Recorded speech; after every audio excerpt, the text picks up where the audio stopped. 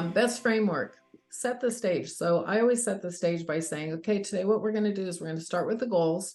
We're then going to focus on what's really worked well and talk about some tangible, specific things that you've done and the impact on the organization for that or the team.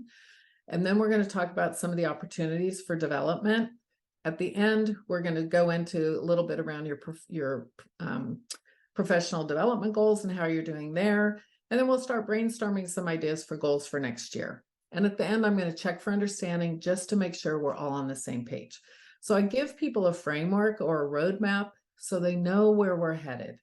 Because if I don't know where this is going, that creates more stress and worry for me. Also, if I'm leading this meeting as a manager, I may go all over the place and really get lost. Make sure you make it a conversation. So at the end of each section, it's, what are your thoughts on this? Tell me a little bit more. Did anything surprise you based on what we talked about? Where do you think we really hit the mark in what we're talking about? Okay, notice all of those questions are what we call open-ended questions. Closed-ended questions are responded to with a yes or a no. We learn nothing from those. If I said, do you think we're aligned? Yes, no.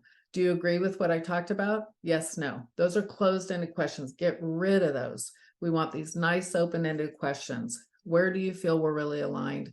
What surprised you, if anything? Those are nice open-ended questions. And then at the end, always check for understanding, but ideally check for understanding along the way. And those sound like, okay, we just talked about a lot. What did you hear? You will have people who only hear the good, and you will have people who only hear the bad.